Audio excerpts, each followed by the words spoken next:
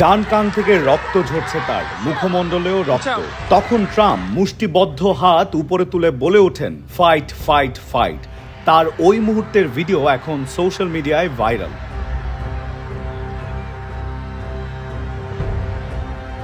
আটাত্তর বছর বয়সী ট্রাম্প সামাজিক যোগাযোগ মাধ্যম ট্রুথ সোশ্যালে একটি পোস্ট দেন। তাতে নিজেই জানান, এটা অবিশ্বাস্য যে আমাদের দেশে এরকম একটি ঘটনা ঘটেছে।